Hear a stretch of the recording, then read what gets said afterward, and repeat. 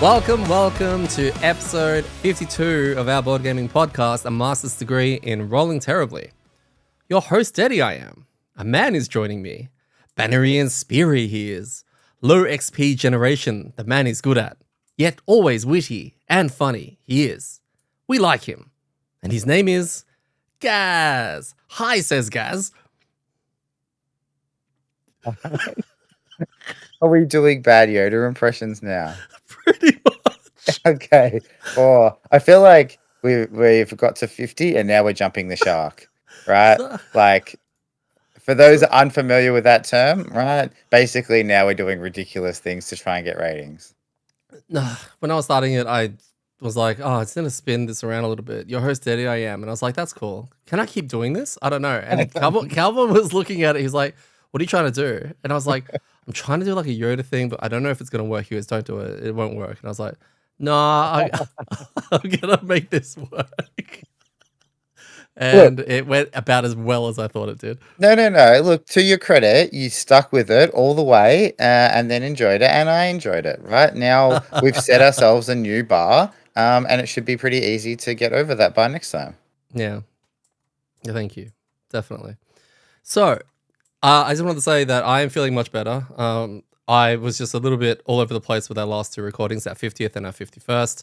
And I know I spoke incredibly quickly and I think my brain wasn't quite there, but I thank you guys for doing a phenomenal job of what I feel was carrying the show. So thank you very much for that. Thanks. I didn't even notice. Oh, that you were carrying the show? No, well, you were out of sorts, so... Oh, it was just so much going on in my mind from all of the planning and of all of that. So I'm actually feeling a lot more back to normal now, which is why I had that amazing intro just then. Yeah, that's it. I can see that like all of the pressure has now gone and your creative juices are just flowing, right? That's it. Back to being creative. Yeah. We had our 50th. Now, I didn't make a caveat because I haven't actually said anything about it. The 50th episode we didn't release on YouTube. It was just too much of a headache for me at the time. So we didn't do cameras and all that kind of stuff, which is why it's an audio only episode. So if you're hearing this through the podcast, and I haven't mentioned this on the 51st episode we did last week, but you're looking for the 50th, you'll have to head to our amDirt Spotify or Apple Podcasts or Google or whatever to get it. We probably can convert it, but there's an RSS thing that I can put on. It's just going to double up, unfortunately, all of our episodes on YouTube if I add our RSS feed. Okay. Because we're already there, so I'll have to do it probably manually. I'll look at doing that. That's all right. I'm sure our listeners and our YouTube watchers, I guess they'd be called fans, subscribers, are like super tech savvy and be like, no worries, I'll just get my old podcast app out and find the amDirt boys and give it a listen. So that's right. But yeah, if you haven't heard it because you only watch us on YouTube, first of all, thank you for supporting the channel. Tell a friend. But also, download the podcast and listen to our 50th episode as we relive some of the most ridiculous moments of the first 50 episodes. And you get to hear Detty say Gaz a whole bunch of times. That's so many times. Way too many times. It's my new ringtone. I had a quick thing, Lunacy, she did message me recently and said she didn't send in a message for our pod, but really wanted to. It was just she wasn't well. And she wanted to say, this is Lunacy from Atlanta, Georgia. I think that's what GA means, even though it doesn't sound like it. Thanks, guys and Detty, for creating an amazing pod on one of the best games out there. I would say my favorite character is Prism, and I think Gaz would love it for its puzzle and its theme. I don't see where he'd hate it, though. Oh, there we go. Okay. Get behind this. Keep making pods. You're doing great. So, yeah, how could you possibly hate it was what I was picking up from that. That's it. Well, thanks, Lunacy. You get your own personal shout out on not our 50th episode. But unfortunately, since you missed the cut, that means you are now banned. I don't make the rules. Kaz has been moderating the crap out of the Discord. No, it's Dwarf's rules. He's the moderator. That's what we pay him for. You guys are getting paid? Well, I mean, paid is a term, right? Like zero is an amount, yeah? We pay him in free podcasts. We pay him in goods and all services. And all services, yeah, that's it. Berries, in fact. He'll love that. He'd love that. He's a he does. Well, his whole world is frozen at the moment, so he could use anything, I guess. Oh, that's true. Yeah. Oh, yeah. Shout out to all the people out there that get real bad weather or storms in the US and are frozen. We don't understand what that is because we're in Australia and at the moment it's summer and it's just annoyingly hot. So when people are complaining about the cold, you're like, oh, that sounds pretty cool. That sounds really nice, actually. Yeah. I wouldn't mind some ice. But no, Oh, seriously, anyone doing it hard, shout out. absolutely. On today's episode, we're going to cover scenario 74, which is called Gaps in the Road. Sounds like South Road, actually. Too many potholes. So we're going to talk about crafting items and equipment. We're going to have a little chat Oh, we there, are which going to is talk about that. Yes, we are. that has come up recently in our Mm. sessions, and it's like, well, we need to talk about this. And also, I'm looking to adopt a new character, so I'm gonna have a little chat with Gaz about my choices. We I also thought we crafted. already decided. Have we? What have I decided? Gemini, yeah? No, that's what you've Oh. decided. Yeah, well, that's what we were talking about. That's what. 100% of people on this podcast that are me voted for Gemini.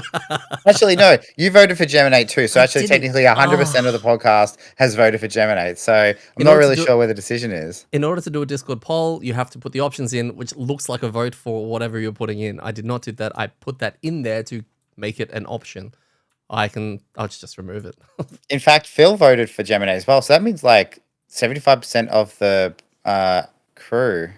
Assholes. Pretty much. Anyway, we look forward to that. It should be fun seeing how Detty tries to convince me that he shouldn't play the Gemini. Yeah, well, we'll see. Before we started, we do this thing sometimes at the end of a session if we have spare mats to brew a potion or whatever. We brewed a potion, and before Phil arrived actually, and it was a major power potion with a +2 attack to all your attacks for the round, which is pretty cool. We gave that straight to Phil. Have fun with that. It just felt like the right thing to do. Yeah. And this was me just playing alchemy roulette. I'm trying my hardest to find a lot of interesting pots and finding all of the good ones for Phil. Yeah, Which is they all great. are. It's like we brewed it and it had his name on it when we brewed it. Like we poured it into the things and it was an explosion and all this smoke came out and cleared and we were looking, we're like, oh, okay. And then on the side of the jar it just said Phil. Yeah. And we're like, oh, okay, I guess this is yours again. Yeah, yeah, and he makes good use of it. Like I'm sure he will, right? It reminds me of the hunters in like Vanilla WoW where they could use any item so they could roll need on anything in the Oh, dungeons. that's right. So, That's yeah. Phil.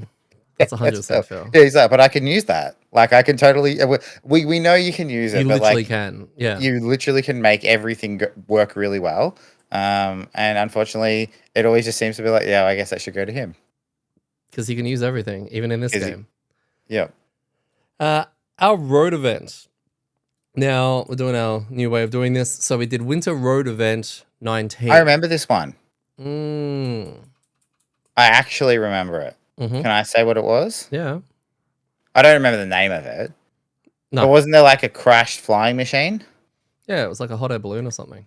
Yeah, something like that. And then some like lady was like, "Hey, sorry, I didn't mean to crash here, but if you wouldn't mind, like, little help." Yeah. And or like, and then the options were like, give her a little help, and she's like, "Oh, if you can give me a hand, get my flying machine back to operational, I can take you where you're going a bit quicker." And we were all Yeah. like, "Okay." So our options were either help the lady fix the machine and take a ride, or just help the lady fix the machine and just like neglect going on a free like cool like plane ride. That's right. And it was a road event. We were heading somewhere. So our lift Yeah, was, great. It meant that if we actually caught the hot air balloon, we wouldn't have to do a road event because we weren't on the road anymore. that's true. If we'd found her in Frosthaven, it would have been better.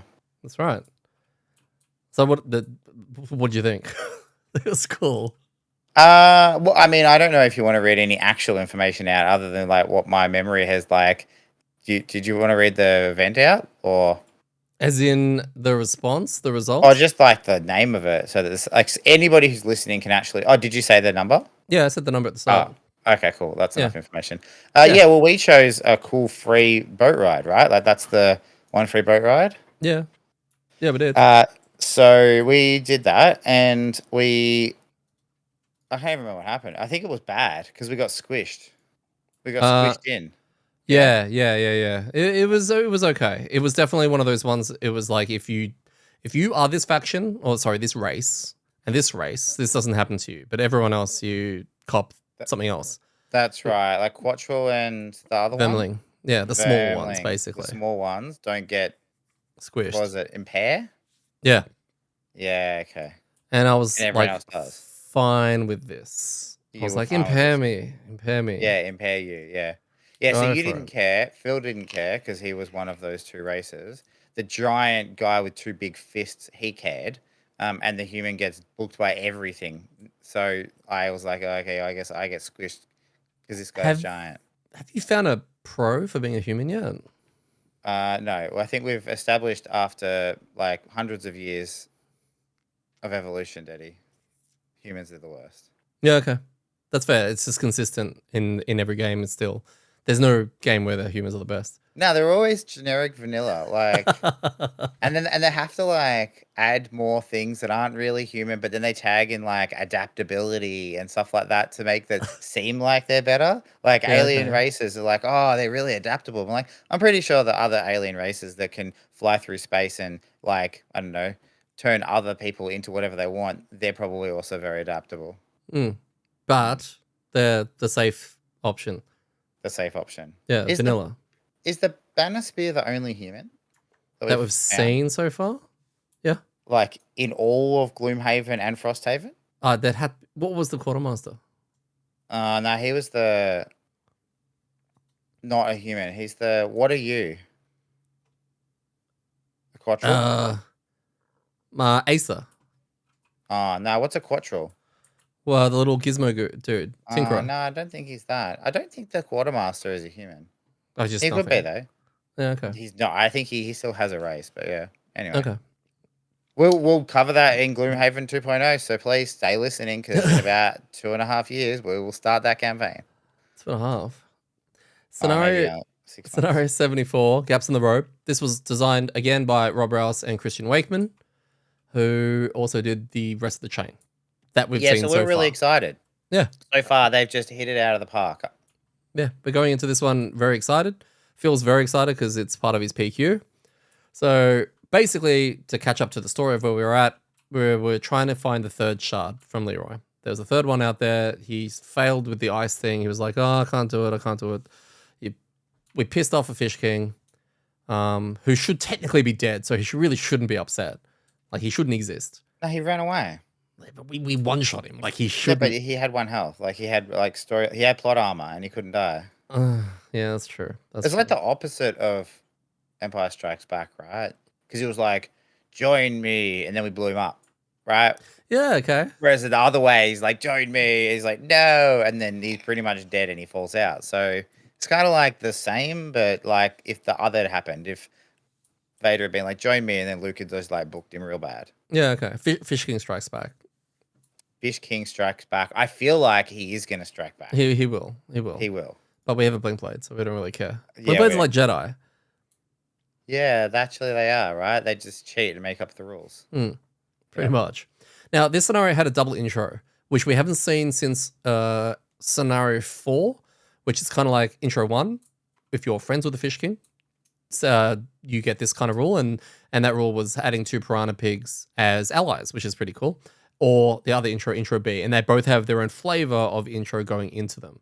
So we didn't see this until we did Heart of Ice, depending on which intro we started from, whether we came from scenario 2 or if it came from scenario 3, which was really cool that we've got something like that. Decisions matter. Decisions matter. The scenario goal is complete when all enemies in it are dead. Wow, what a revelation. Like, never thought we'd see this. I don't know. Never thought we'd see one of these because we were again. complaining so much about escape ones, right? Yeah. And then the universe answered again. Yeah, it's like, and do we have to escape? I'm like, no. Are you sure? Are you sure we don't have to escape? Like, so far, no. We just have to kill everything. So what's the goal? Just kill everything.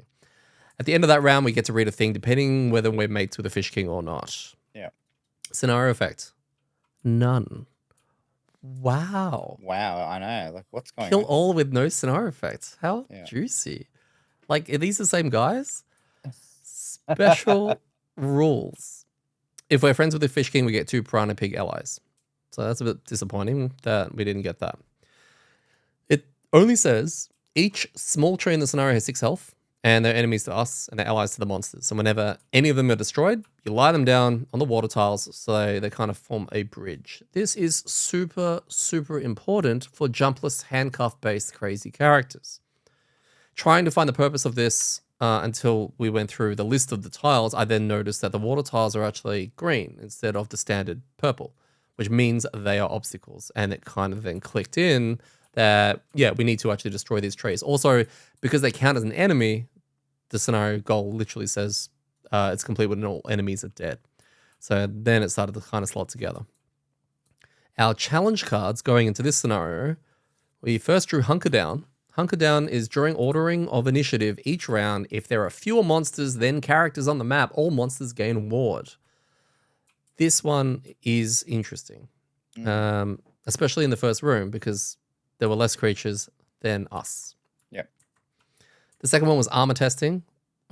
Whenever any character suffers damage from an attack that is not reduced by shield, add push 2 to the attack. This has been my favorite one so far. It was great. It was so I good. am lying through my teeth. No, it was awesome. It was horrible challenge. Perfect. And the third one that we did not choose was called Frozen Numb. Characters cannot use bag items. Yep. And that was a Was there real any reason that we easy didn't pick no. that? Oh, because it would absolutely wreck Phil.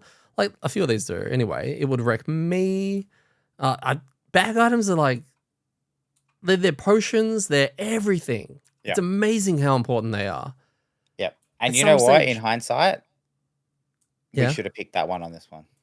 Why? Can you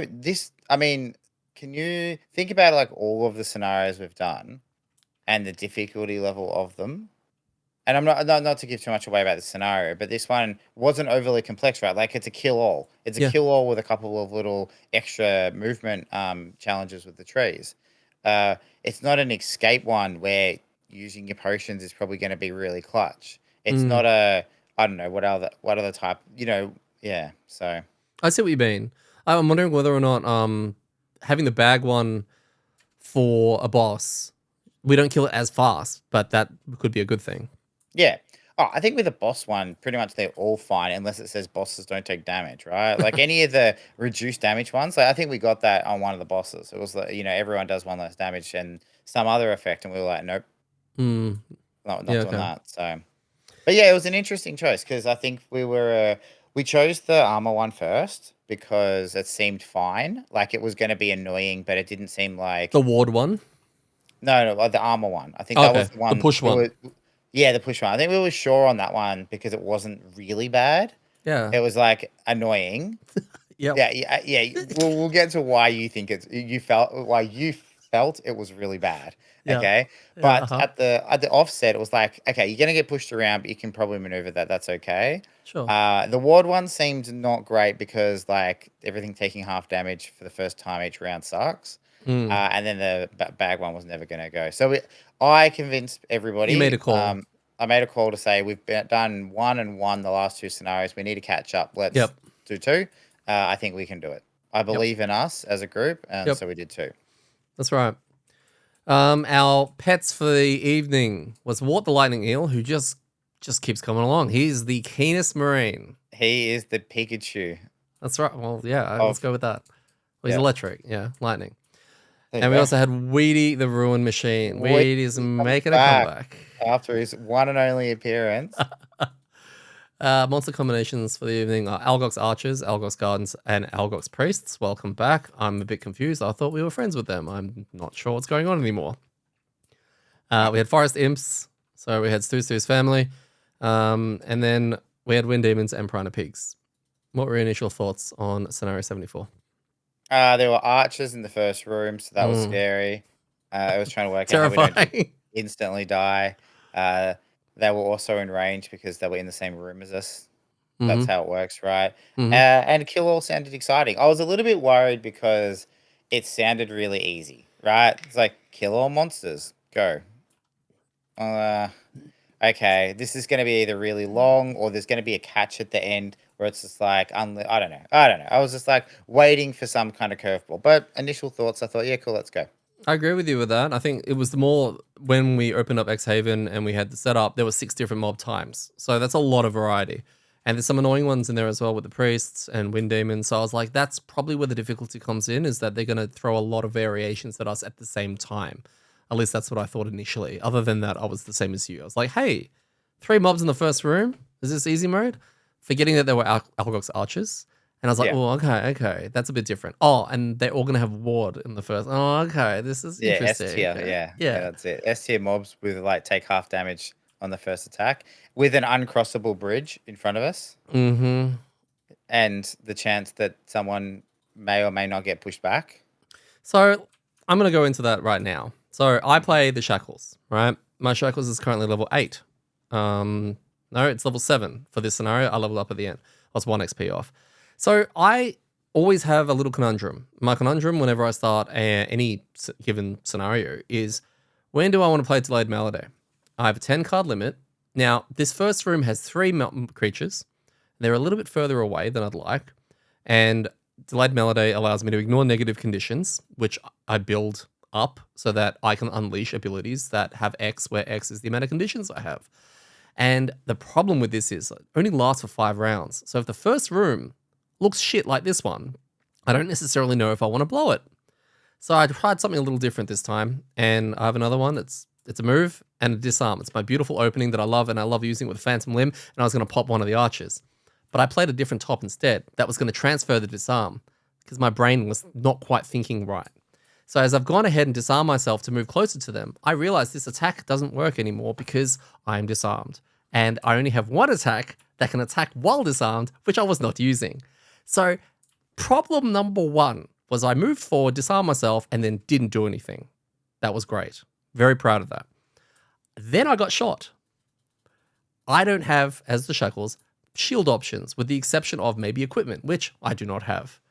I went backwards very fast and immediately got pushed backwards as the and first person. and immobilized. And immobilized. Then I have a conundrum of working out, well, I can get rid of this.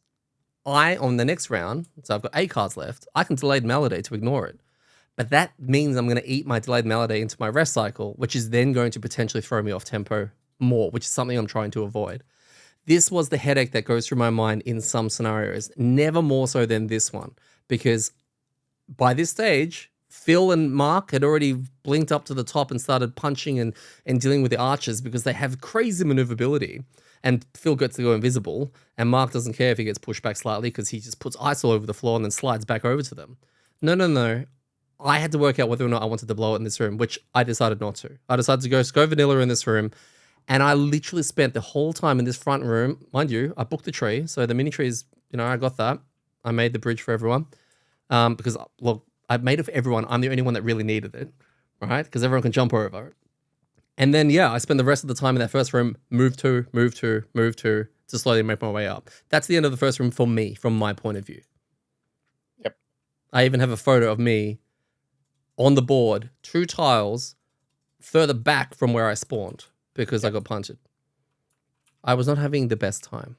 No. But I found the funny side in it, and I actually kind of enjoyed it. It was just such a weird scenario for me because I couldn't get close enough to the archers to do anything. So I spent so much time going, I move this and I heal myself, and then I move here and I heal myself, and then I stand there.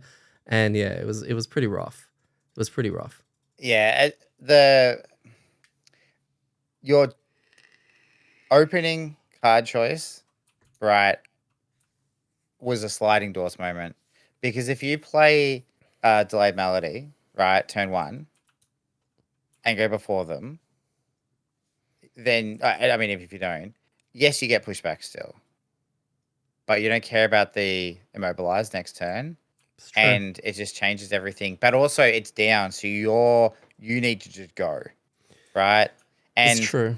the problem was as well is that next turn I played a move card that let you move, Yeah, I see. but That's you something I were didn't consider it. immobilized. Yeah. Yeah. So again, this is why I don't look. This isn't a right or wrong thing. This is No, no, like no, no. a decision, and then RNG kind of like painted you into a corner, right? Literally, you were in a Yeah. corner, immobilized. So it just became really tricky because you couldn't get out of it because you couldn't get rid of the immobilized, which means you couldn't move, and I couldn't move you. Which It's again, like that was it. I was like, okay, well, I guess you can just slowly walk over. So there was no really way of helping you at that stage. yeah. Whereas if you played delayed melody, then it probably just plays out completely different. I don't know if it's better or worse. It could have been worse, right? You could have gone up there and got crit and then died. Okay, and you'd be like, oh wow, that was a dumb decision. Now I'm Yeah, they're burning archers. cards. Yeah, exactly. So you don't know, but No. yeah, it was definitely interesting to watch, and you did handle it like a champ. Considering it wasn't just like, oh, I got bad RNG, I got pushed back, I got immobilized, and now I'm having a bit of a rough time. It was like, oh, okay, well, I guess I'm going to spend the next 3 turns walking. I literally had a rest cycle where I attacked the tree and that was all I achieved. That's all I achieved. Yeah. And Yeah. even by round 2 or 3, I could have melodied, but I was like, but there's only 2 archers and one's on half health now. By the time I even melody's a Yeah. bottom, which means I'm not moving. Not moving. Yep. Right. So Yep. I'm like, do I do this now? I don't know what's in the next room. It's probably a long corridor with something right down the end, which means I'm going to use all these turns of nothing. So yeah, it put me in a weird, not a bad headspace. I was actually fine. It was just putting me, I was sitting there crunching it in my head, like, when do I do this? When's my window? And it was probably a weird time where I went through one whole rest cycle without DMing, and then trying to work out the next one. So I did that. Gaz doesn't care about the pushback. He's got a shield, which is nice. Yeah, for the first time ever, I played my permanent shield card, so I didn't have to worry about it. Yeah, and Phil went invisible. He was doing that more than ever in this scenario, so he also didn't care. And then, yeah, I got booked, but like movement booked and turn booked, but not actual booked. So yeah, we got through the room. Mark did a lot of work. It was really cool to see the fist actually feeling like he went up there and didn't die. He went up there and confidently started fisting people, which is pretty cool to see. And then everyone started to make their way over to the door. Me very far behind. And then we opened the second room. Now, this is the part where I was like, do I, don't I, should I, I don't know. There's this 2 archers and 2 guards, and they're down the end, and I was like, you know what, I'm doing it. I'm meloding. I'm doing it. And we had 4 more tiles with the tree, so we had to nail a tree again.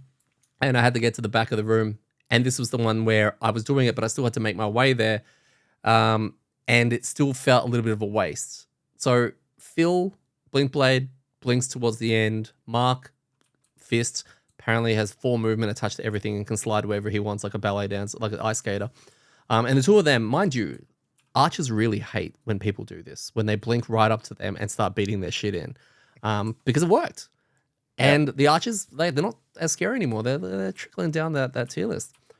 But yeah, Gaz and I will have to deal with the guards. And can I just say, Gaz, I don't know what you've done, but your attack modifier deck now is insane. It is. I think it might be because I threatened to get Phil to shuffle it. So, like, it got scared. It was like, okay, I'll behave and I'll stop ruining your life.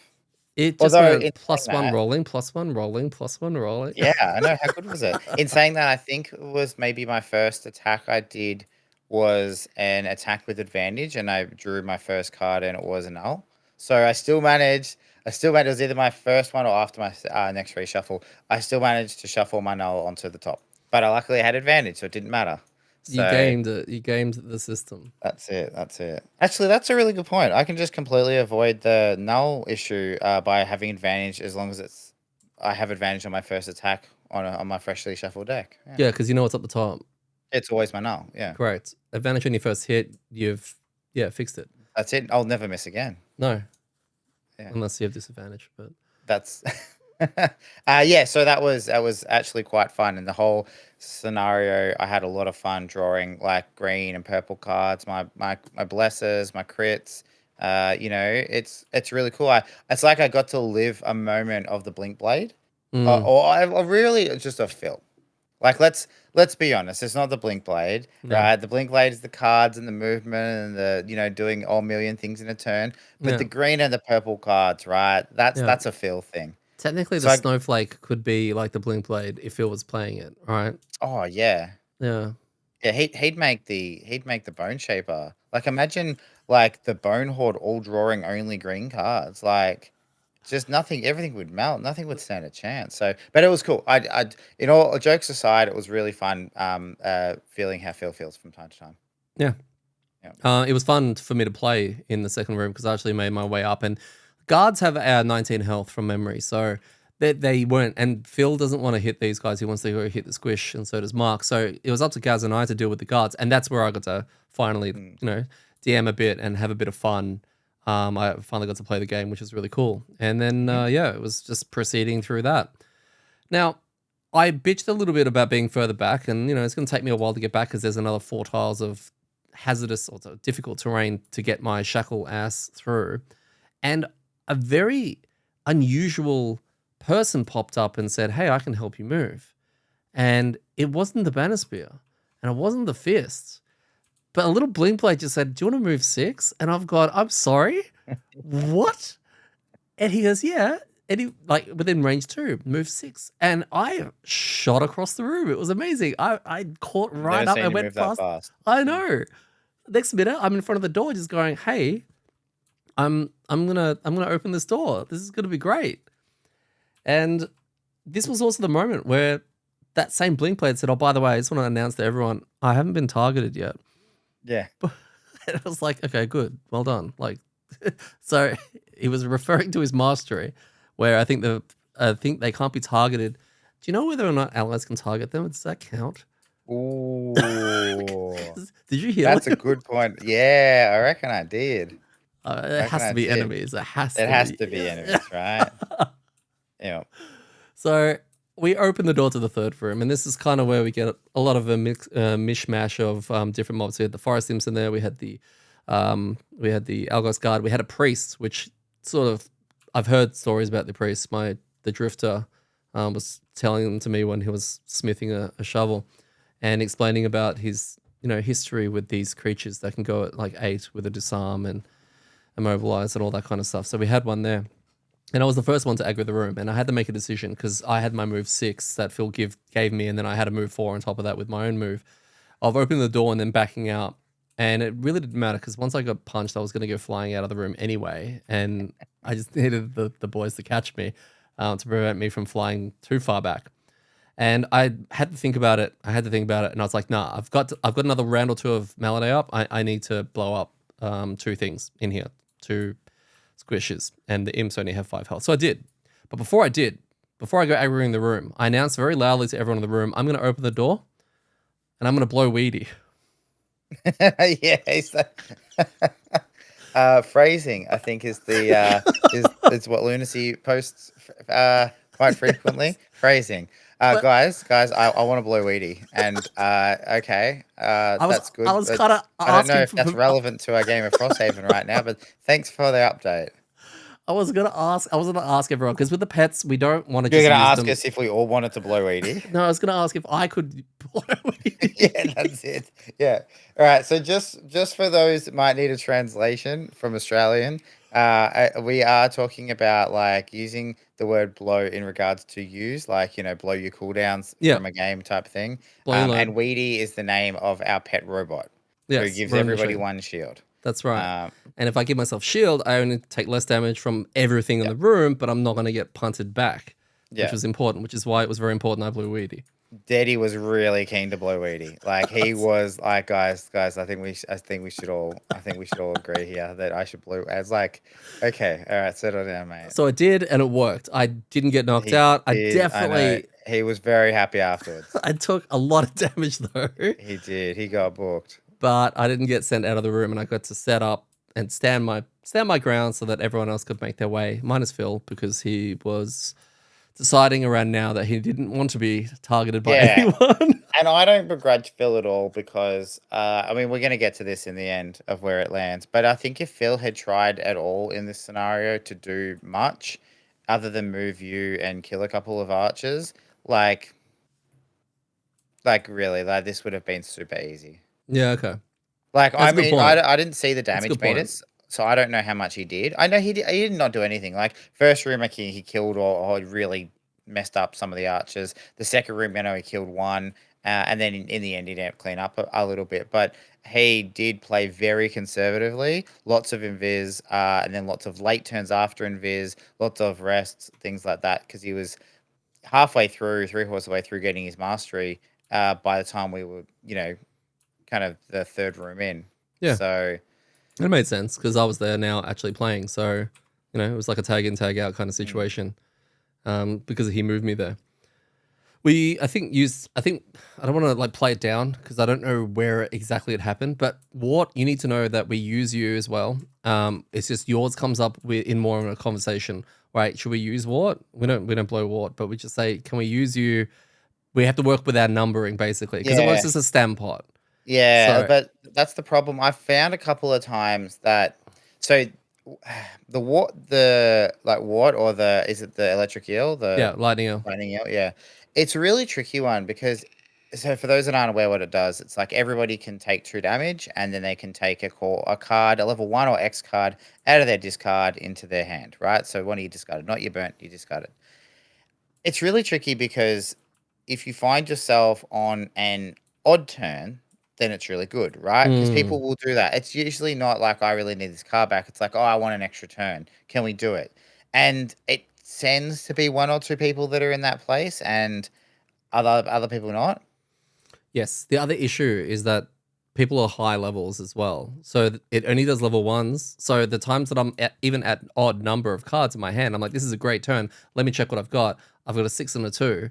Yeah. I don't really want to do it right now until I've got one. So yeah, the usage of it does become awkward. Mm. Which is interesting because on paper or in a vacuum, it seems really powerful. Everyone draw a card back, right? But the timing can be weird in case where like I think I was going to do it, and then I was like, no, why would I take 2 damage? I'm just gonna rest. Mm. Like I've got, I had 2 cards, or I had 4 cards. So I'm like, this is not going to change anything, and I don't desperately need one of those cards. So No. yeah, it's an interesting conundrum. I almost feel like we need to hold our stem potions so that if you are on even when people want to use what, then you can stam to make sure that you go back to even. Yeah, that's an interesting. Who has stand potions though? Me and Mark, I think. Okay, I mean, there's 4 now, right? Because we've got the normal and the major, so that's everyone could true. have one. Yeah, Yeah. Anyway, that's a good point. So yeah, we blew ward as well because we felt left out.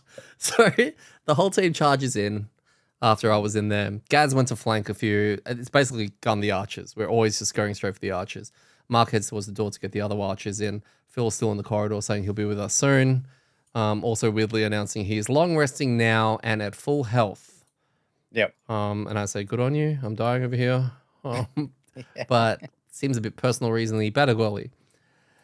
Gaz has a really shiny new card, and he really wanted to use it in this room as well. There was a nice little lineup, etc., and he wanted me to stand next to an Algox guard and an Algox priest. And yeah, he was announcing, "Oh, can you stay there? Are you moving?" And I was like, "Yeah, I can do that for you." And then the priest went first, and This just fucked everything. yeah, and then Gaz got really upset over it, and we never got to see the coolness of whatever it is you were trying to do. No, you did. You saw it. It just wasn't as cool because I couldn't attack as many things. Oh, okay. So I got a new card.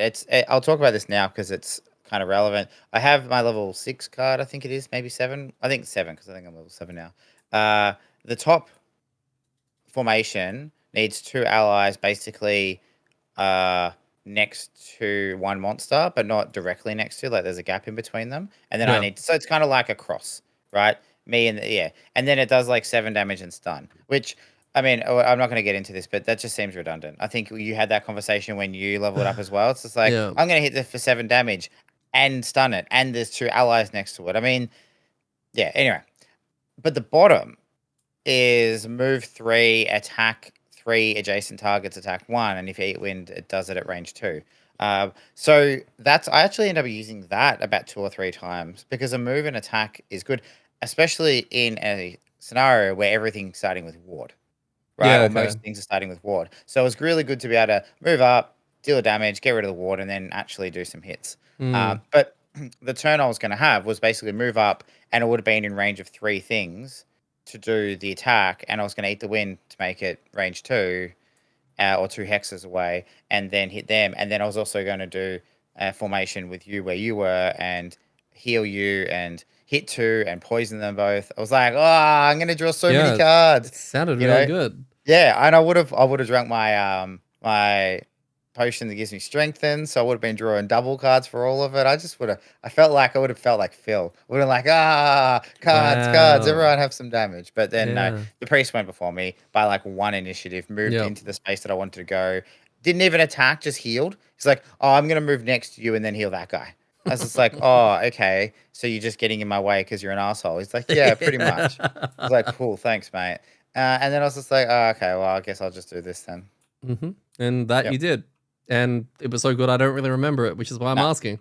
that's it. But Uh, Mark, our fisty boy, was ice skating around the room, and you know what? He was playing a trapper because he was pushing everyone into traps. All of the Algox archers, all of the just if there was a trap there, he was doing it. He can't quite leave the trap mechanic ultimately, which is really cool. Good on him.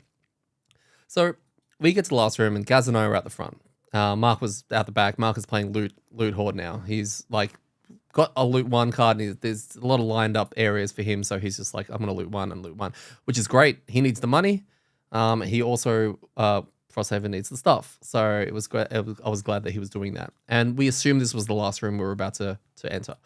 I was getting a little low. Melody was down. I wasn't sure if I was going to bring it back up again after the last room. And I was planning on, because it's not an escape scenario, I can go in there, blow my load, and probably exhaust. And curse whatever else is in there on my way out. And Gaz was like, well, if you're going to do that, can you at least stand there? And I was like, sure. So he set up a little formation. Gaz and Detty show, in we go. And then the scenario basically said no, because it was kind of like obstacles in weird spots. It was really hard to fit anything, and we had 4 piranha pigs in there. And they all drew jump on their first turn. So you went in and they were going after you, and they're all just going to Perry Piper you straight away. So it's like... I got straight in, and you're right, I just got punted into the corner of the room, and then I got gangbanged.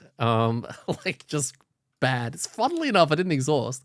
I could have, but didn't exhaust. And then, turns out there's also an empty altar in there. The fish boy got to it first. Which is, what I expected, basically. So there's that Detty getting gangbanged in the corner. Gaz and Phil fly inside to help finish off the pigs. Phil does it invisibly, of course. And it's a fairly easy cleanup. Yep, it was pretty standard from there. I feel like by halfway through that third room, it seemed fine without knowing what was happening. But, yeah. You never know. You never know. In that last room, it was actually relieving to see piranha pigs, actually, because they're catchable, and we didn't have one yet. So it was actually pretty cool. We got to catch one of those, and we may as well reveal the name now. Who became the 5th Pokemon in our stable, Gaz? Iron and Wine. That's right. Iron and Wine. Nice. Congratulations. Pig. You are a piranha pig. That's so cool. And what does the piranha pig do?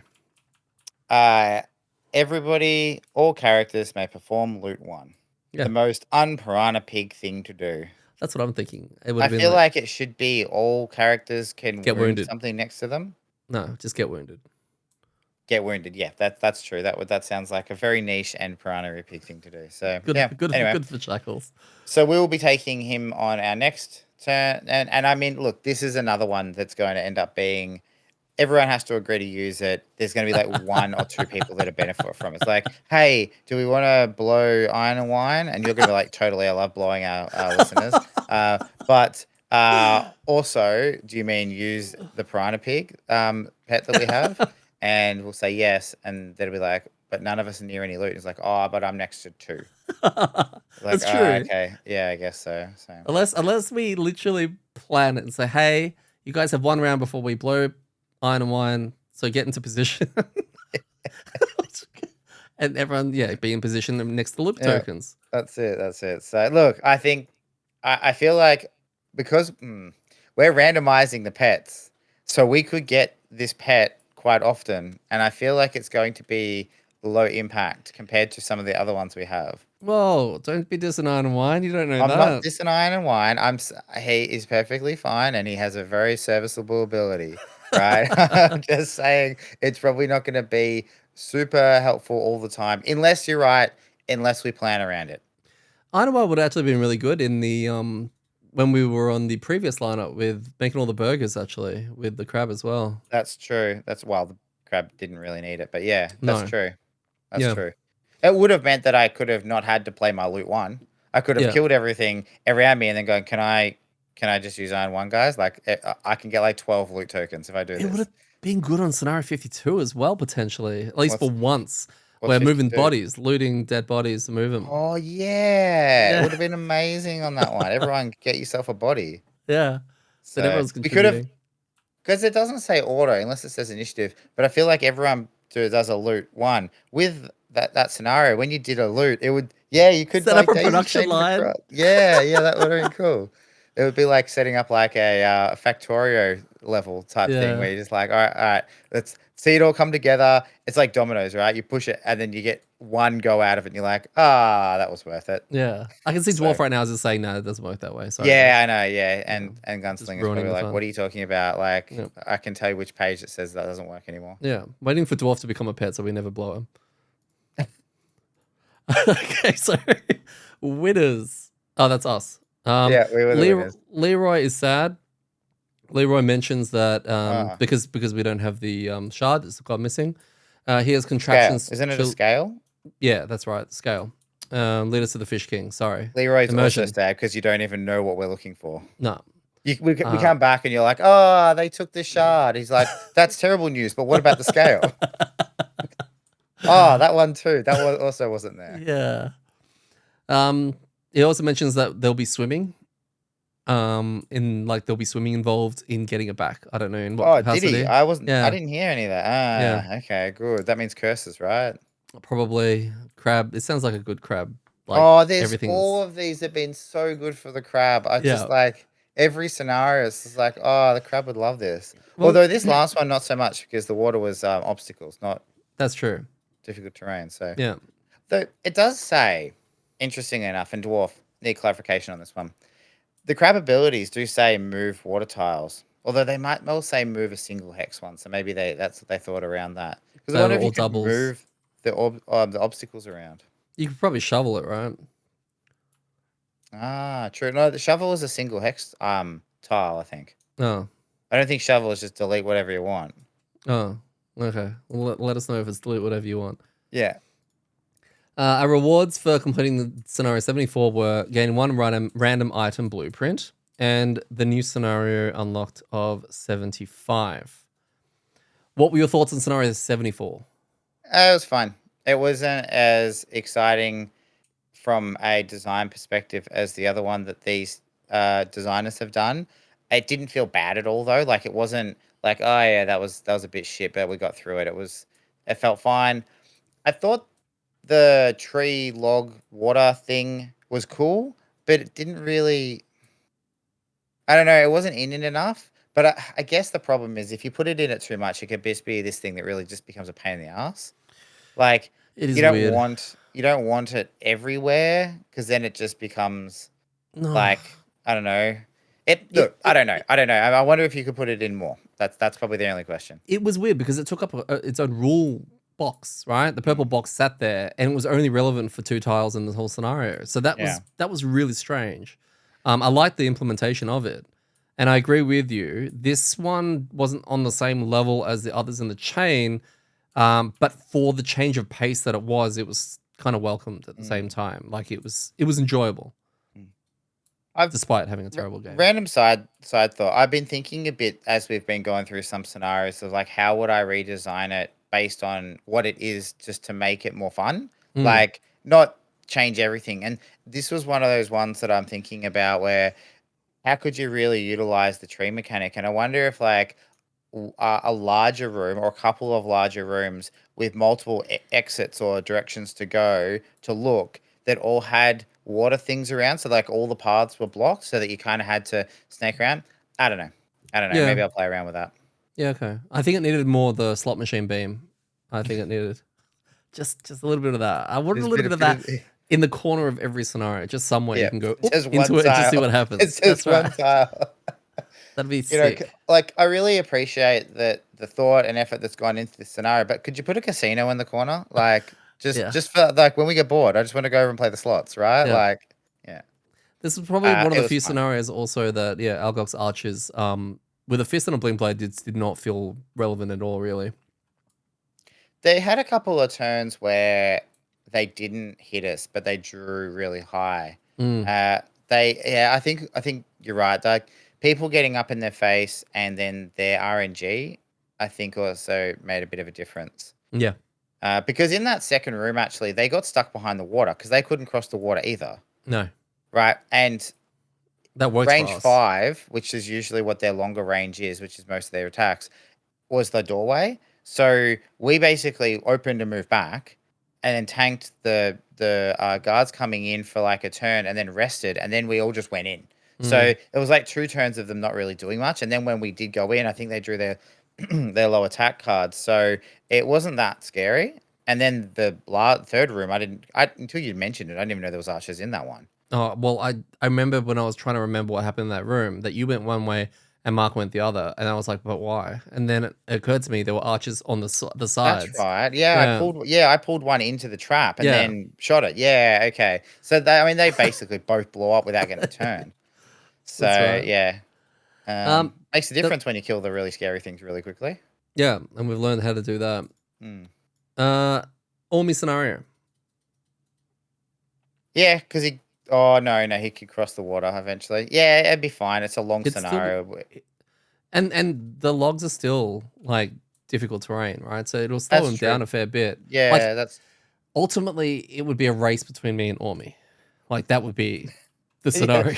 Actually, good point. If Ormi was in this scenario, I can totally see him getting in your way, right? Like he moves 2 onto the log, and then you're like, "Oh my god, I only have a move 2. I can't move anywhere. I'm Yeah. stuck." And then he moves 1 more square, and you've got like, "I've got to move 3. I can't get past him. I'm stuck behind this idiot." Like seriously, someone move this Ormi.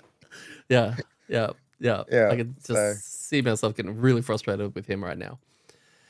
Do you just quick side thought? Do you enjoy the challenge system that we're getting right now? yeah, it's amazing. Like I'm gonna have memories of all of these scenarios, and it's going to include not all of them, but a lot of them are changing the way we play. Yes. So like this one, we're going to remember getting pushed back, right? And that's just going to seem part of the scenario.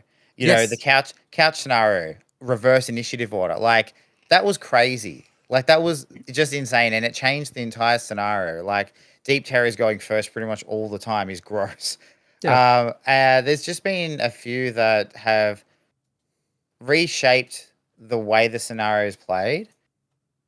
So I've really enjoyed it, but it's just the only thing is I can see it going a bit weird. Uh, Like it's more RNG onto a game that has 7,000 pieces of RNG.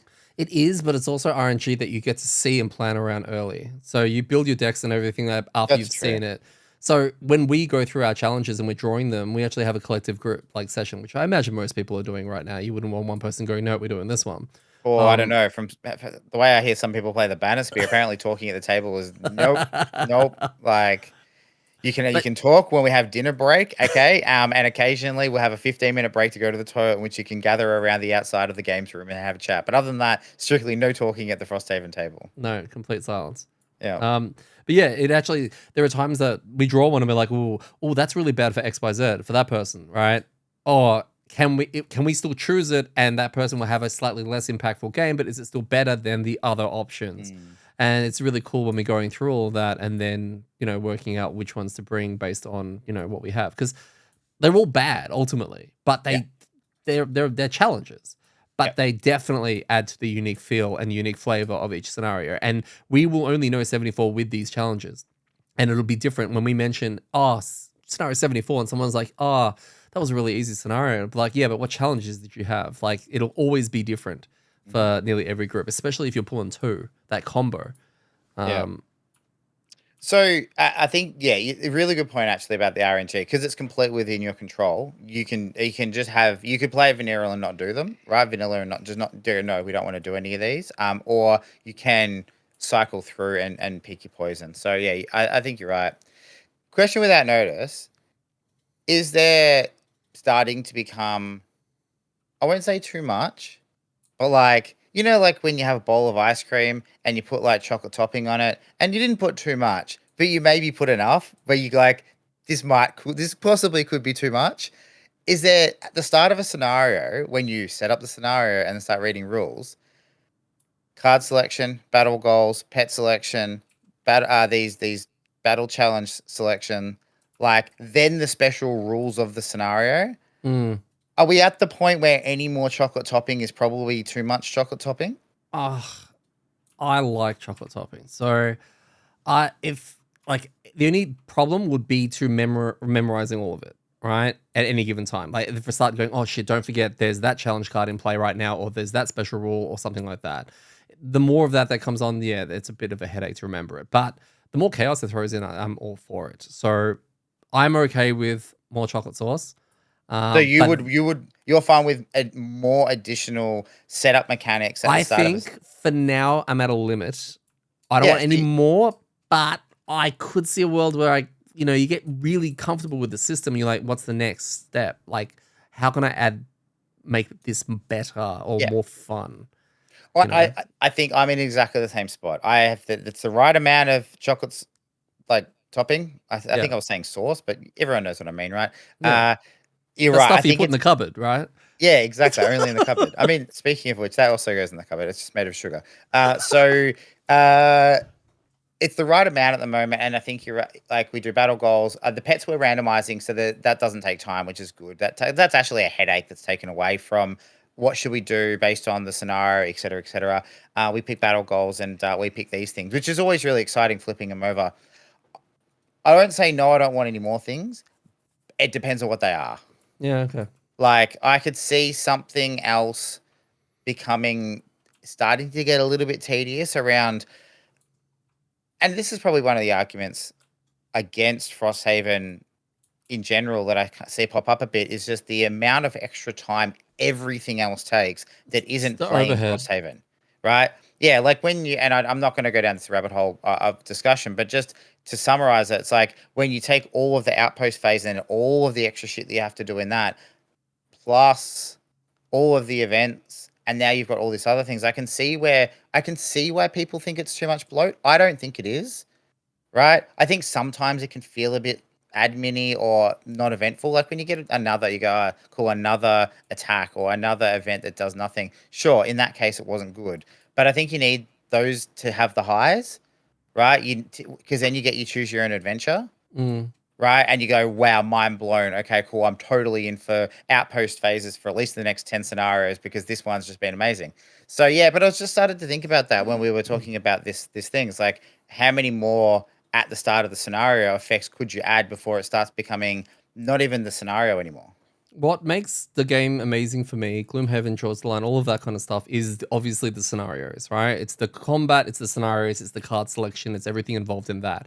All of these things we're talking about that impact that, I'm all for that, right? Anything that can make that more of a puzzle, more complex, more deeper, and you're working cooperatively to do that, yes. Everything outside of that is the part that I think they're still fleshing out and still trying to. More source in the outpost phase would probably be a problem, right? Mm. But adding it to what makes Gloomhaven Gloomhaven and Frosthaven Frosthaven is probably the scenario design and solving the overall scenario puzzle Yeah. with your selection classes and all that. If they're adding affixes and the challenge deck, it's all working. I think outside of it, if they started doing weird shit with the road events and the outpost events and the actual outpost phase, yeah, they're not quite there yet to probably add too much sauce. Yeah, yeah, you're right. Like adding more bloat to the stuff that isn't playing the scenario is probably Mm, going to make that part, which is yeah, that makes sense. I hope that this stuff in regards to like the pets, a pet like system, and the challenge cards and stuff like that. It's got to be in Gloomhaven 2.0, right? I hope Like so. it absolutely must because this actually feels more beneficial to something like Gloomhaven that was a little bit more vanilla in regards to the complexity or mechanics of the scenarios. Yeah. Like I know that they've revamped them all and stuff like that, so they probably made them a bit more. But yeah, it just seems really a big miss if they don't include this. Mm. So that's a soundbite, right? For in a year and a half, when we start playing and realize they don't have it in. We'll make our own. Why Yeah. not? Okay. We will get our community to design the cards. Oh, yes. Yes. That is a good idea. Actually, I love it. Because we're playing live as well, remember? We're recording the actual session. So, yeah, Oh, we'll yeah. see We how committed to spicy we that, can didn't make we? it. And then Because we we can said ping. it once and someone asked for it, so therefore it's like have to do it now. Yeah. Yeah, one viewer, gunslinger. Well, Um, Battle goals, quickly. So, for this one here, we had Sluggard. Sluggard, perform a long rest while at your maximum hit point value after you've already suffered damage. That was Phil when he announced that he had a long rest and he was at full health in that weird that's right. moment. And we all Mhm. went, that's awesome. Good work. Slayer, kill 2 or more enemies in the same round. I picked this. This was one I did not expect to get. especially at the beginning when the archers went down and I was nowhere near them. I was like, when am I ever going to do this? I blew up 2 imps in that third room and it felt great. Double ticker. Assassin, kill an enemy before it takes its first turn. This was an interesting one. No, this sucked. I got booked exactly the same reason that I did last time. I was like, oh, hopefully in the last room. I really wanted to open the door to the room that had the imps in it. That was the goal, right? But I didn't know where they were Yeah. going to be. So it was No. kind of like hopefully I can open the door. But then in the last room when we both went in, I'm like, okay, this is my chance. We'll go in because my envision this. We would go in, you would hit something, take it down a little bit of life. I would go straight after you. That's why I really wanted you next to Yeah. something. And Yeah. then I would go in and finish it before it got its turn. But the piranha pigs picked like a 14 or something like that. So as soon as you opened the door, they just pinned you to the wall and just pounded you. I was like, oh, okay, well, I don't even need to kill these anymore. And you're like, help me, help me. I'm like, it's not even worth it. Like, I Yeah. can't do my battle goal. That explains why I was getting smashed in the wall. Yep. And then we had Wallflower. Mark, we had Wallflower. Each of your turns to chase into a wall obstacle or objective, which he did quite nicely. He did. Our DPS. So we had Mark on 42 on his fist. So that number's going up quite nicely. 42 damage. We had 49 with Gaz. I had 56. I don't know how or when. It must have been later on because the first half of the scenario didn't do anything. And then Phil finished with 86. So despite not 86? Yes. Despite not really being there. My God. Imagine if he tried, right? Imagine if he did actually played his cards for the first half of the scenario and then again properly in this. Oh God. Okay. Let's just that is with ward counted, right? We're Oh counting the God. wards. It's Yeah. just off the chain. So Damage taken, Phil took 2. Must have been Wart. yeah, it was Wart. Yep. Because we just both had a moment there. Yeah, maybe you didn't get your mastery, mate. But Gaz took 18. Mark took 43. And I took 57. Wow. Those last 2 rooms, I wanted to pad as much as I could in every direction possible. Yeah.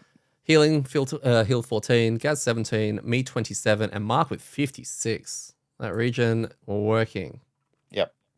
Our outpost, look, we're just going to go with outpost phase. We basically had an event. We had a section event. I don't remember. Did we? I don't remember. Yeah, it was the end of winter. Oh, that's right. End of winter. This was the final day of our winter. Congratulations, you made it to the end of winter. Yeah. And it even mentioned you have different people coming and going and all that, which is nice. The game's made a reference to the fact that the party's different. Yeah. And we had an outpost event. Now, this one, I don't have the card with me, but it is one that we have mentioned in the past.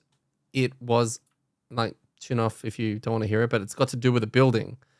And it's the only way that I can understand that you can upgrade the barracks. Oh. Yeah. Right. And at first it was like, have we seen this one? But the flavor was different. And then on the other side, it's like, if you choose to contribute the money to it collectively, and if your barracks is level 4 or whatever, you get something else. But yeah, it was a bit of a letdown. At least we didn't get attacked, but our last winter event was yet another barracks upgrade thing. Now, I guess the metaing of discussion of what we're going to do about it was, if we contribute the money to it, we can get rid of the card. So it gets out of the deck. Yeah. So it costs 10 golds to get rid of the card, yeah. Which is crazy because the dude who runs the barracks was getting real angry and smashing shit, complaining that the money was getting changed over to some play that was going on. Meanwhile, he's living in paradise.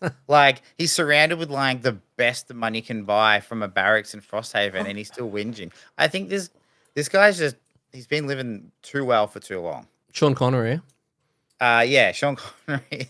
Does he sound like Sean Connery? Yeah, in Fortella? he does actually. Yes, he sounds like on the Fortella thing. He sounds like Sean Connery. Yep.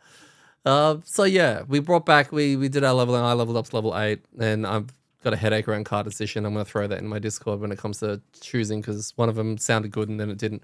But I'll go into that then. But what we did get from the scenario was a blueprint, a new blueprint, which is always cool. Whenever we get a blueprint, I go into the item deck and I'm going to look for it, which one it is. And then we bring it out and it's like, oh, we got this one now. We have access to this. Cool. How do we make this? And it was like, oh, you just need item 21 and Item 28.99. It's like, oh, cool. Where are they? Where are they? And Yep. locating the items to then make other items. I don't know if this was fully fleshed out, Gaz. Oh, no, okay. What are your thoughts on You the know, crafting system, Gaz? like I like the crafting system, okay? I think the crafting system is good. I think it's the way that you get items in Frosthaven is better than the way you get items in Gloomhaven. I agree. Gloomhaven was way too much of start a character, cool. What I'll buy a stam potion, I'll buy a healing potion, I'll buy a power potion, I'll buy this, I'll buy this, I'll buy this, I'm done, right? Because it was all money, so there was no randomness to it, which I guess, and there was no discovery. It was just kind of like, oh, we did enough quests where our reputation went higher. Now we unlocked more gear. Cool. Now we have the better version of everything. So that aside, okay, it's more interesting, So but what's it what's seems changed? What's changed? How do we okay. craft now? So for those that haven't played Frosthaven, you craft by you get items. You can buy them through. There's a shop where there's certain items you can buy, but not heaps. Or most of them you get them through crafting. Now, most items that we find have a little like a prerequisite item. Okay, so let's just talk specifics. The item we got in this scenario, the randomly was the everlasting boots. Now I'm going to say what they do for spoilers. All right, so they're boots, right? And they seemed okay. I was like, oh yeah, that'd be cool. Let's see what I can do with these boots. The crafting requirement for these was item number 28 and item number 99. Okay, now the first problem instantly is that nowhere on the front of the card, okay, does it say the item. Now, I'm going to clarify that. Can you look in the top left-hand corner of the item? Yeah. Is there a number? No. Okay, because they're on the There's a card number down the bottom right, but I think it's like this is card number 1297. 0993. No, Is this that one's 0993. But there's a second one, so I don't know if it's the same one in order or anything yeah, like okay, that. cool. It's just on the card viewer I'm looking at on the Frosthaven card viewer, it's got like the number like in the top left-hand corner, which would be super useful. This is the first problem with the crafting system, is that in order to find out the number of the item, you need to look at the back of the item. Yeah.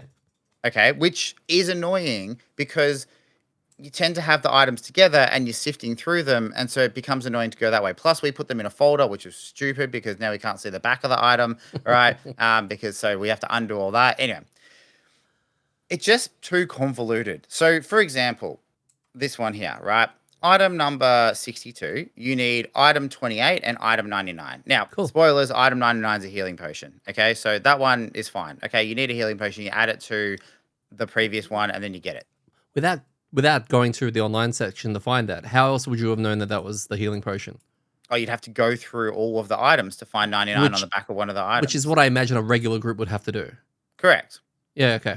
Carry on. So, for example, and this is what I had to do to work out, oh, how do I make these boots? I'm like, okay, cool. So, item number 28. So, we have to get item number 28, combine it with item number 99, and bang, we have these boots. Cool. Oh, item number 28 is sturdy boots. To craft that, it requires item number 18 and a hide. I'm like, okay, cool. Got to find That's number 18 fine. now. Is that But what I'm now I hearing? need to go find 18. Okay. Yeah, okay. Oh, okay. That's okay. I'll just craft 18, then craft 28, then I'll be able to add the healing potion and I'll end up there. No, no. Oh, no, Sorry. why? No. Why? Rough boots are Oh, 18. yeah, of course. Rough boots into sturdy boots.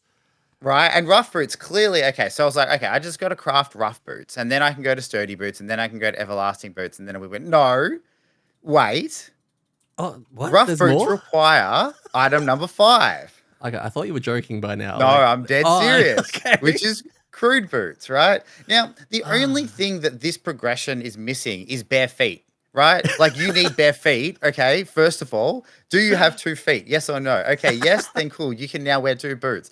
Like it's just like I like it and it's fine if you had I just don't know if there's too many options because the way I see this item particularly, and this is, I haven't gone through every single item to work out the flow chart of all this, right? And if someone has done a flow chart, please link it because it would be amazing. All right, but the way I see it is that you go, all right, I bought these crude boots right at the start because they give +1 to move. That's the starter item. And then you go, okay, cool. We've updated it when you unlock the next one, and you'd keep updating it until you had better versions of all those boots. And then you get this one, it's like a cool new blueprint. It's like, oh, well, great. I just got to add a healing potion to these boots, and suddenly I've got even better boots. That's cool. I like that idea. But it's really tricky because you unlock these items and you have no idea how to craft them. And when you go back a step, they end up needing two more items. Yeah, so if it was a bit more gradual, like if we actually started off with what are they, weak boots or bare feet or something like that, if we actually started off down, because obviously the progression moving forward is a thing, and it sounds cool because you can keep upgrading it as you're going, provided you're a character that's using those items, and different characters like different types of boots anyway. But Yep. the way we've done it, yes, we're getting items now and then looking backwards. And that's becoming really difficult. Now, I know how you counter that or how you fix that is you take all of the items and you reorder them, right? So that you go through them all, you're like, oh, it's 60s, 70s. Ah, there it is. That's asking for a lot with our group, all right? Because we hand them around, the things pass around, and sometimes it's hard to keep them in order, which is why you bought the binder, which Yeah. would have That been was to fine solve that problem. if the numbers were on And the I front. put them in order. But the other problem is that, like, because you can't see it on the front and you can't see it on the back, then you go, okay, I need to pull out the card to see it. So that created another problem itself. Yeah, look, I think, yeah, the issue is that it doesn't feel like you progress.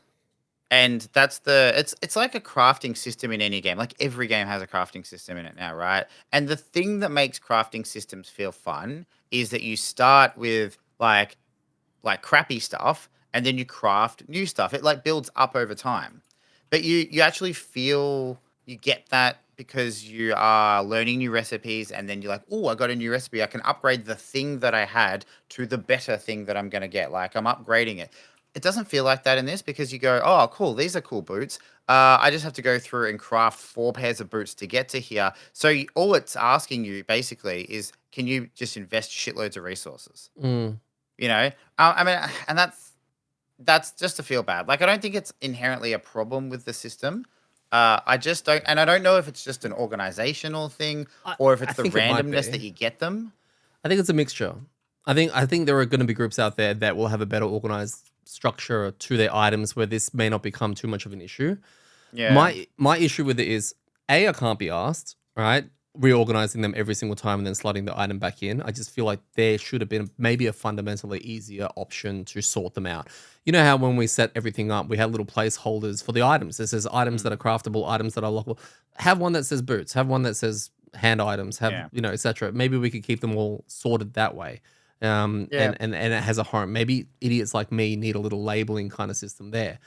The other issue is because all of this occurs in the outpost phase, again, going back to what we spoke about months ago, we're pretty tired. We're pretty wrecked. When we see the blueprint, it's like, cool, what do we get? We pass it around. That's pretty cool. The items are never busted to the point where we're like, holy shit, we need to build these. They're always interesting. But then I look at what are the requirements for this. I can't be bothered going through the decks to look for the old ones, which is why I gave it to you. You ended up doing all of that, only to then sit there and go, well, we need these, which we need these. Oh my God, it's still going. And I'm like, oh, that's really interesting. I've lost interest.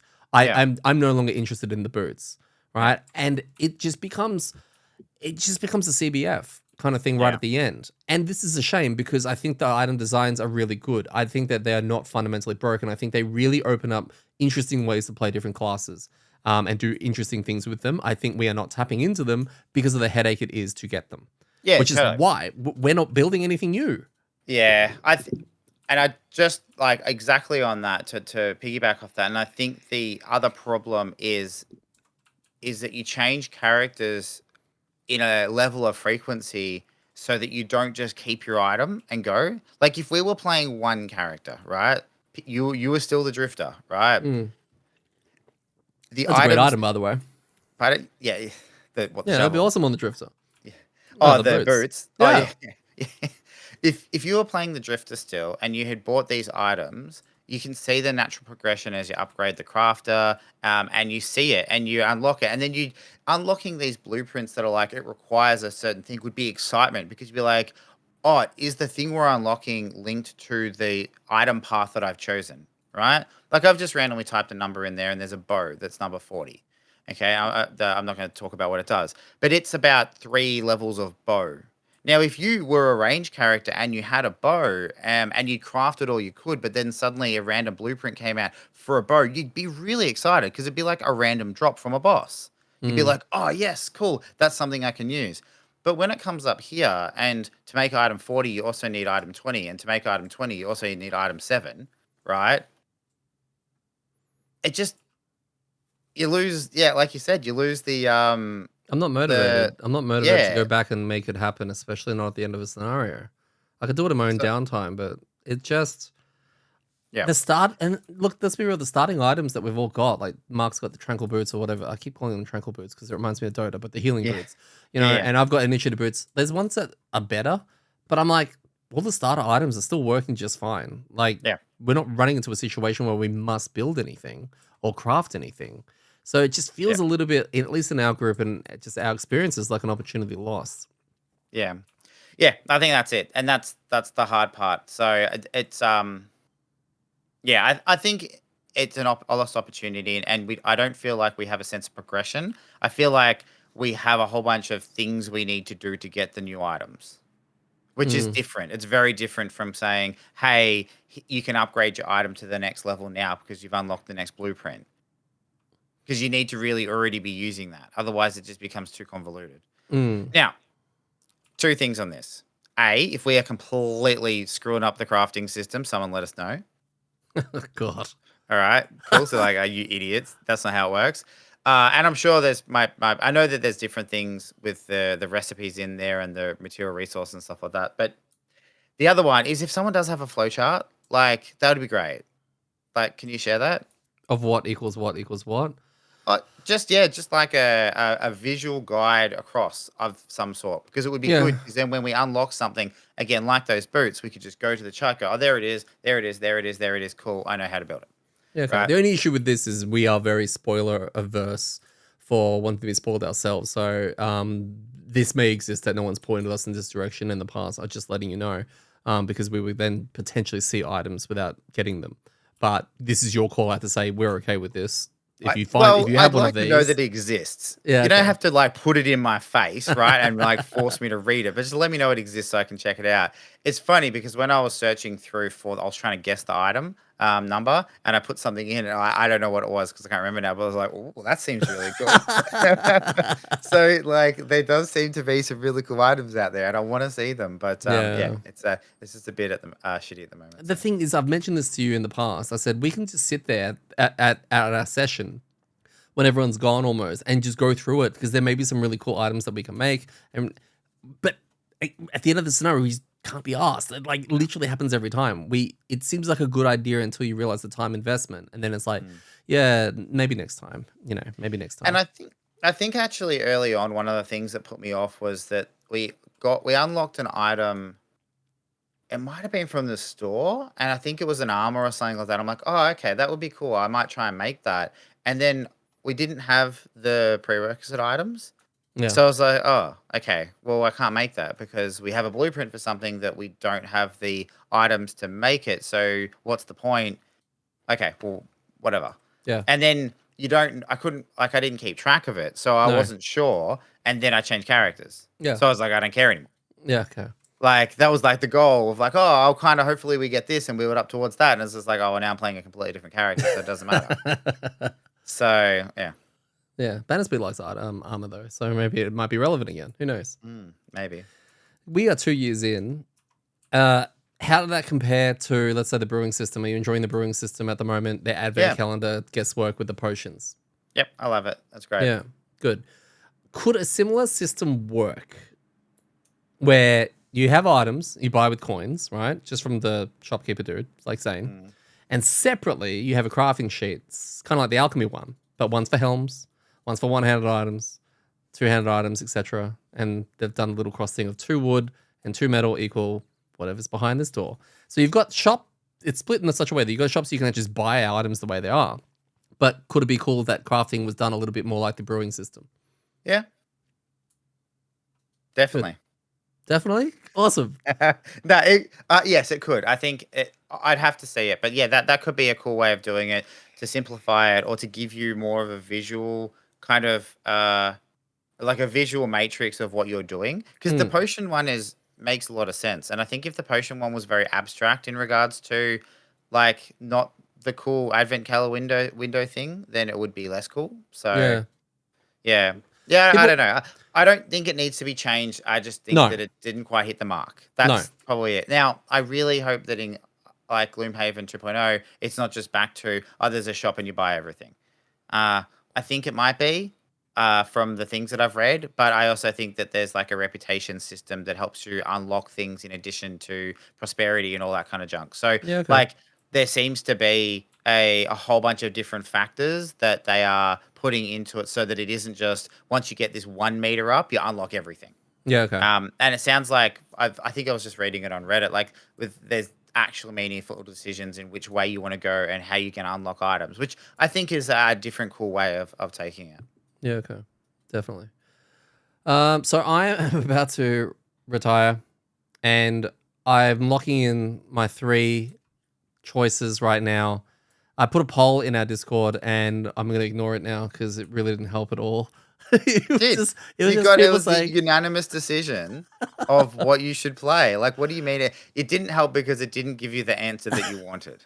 I just was curious what people would say, and I feel I'm getting trolled. Right? That's why. Well, There's no let's just go top world. three. The top three results were 4 votes for the Bone Shaper, 4 votes for the Geminate, 2 for Crab, 2 for Deathwalker.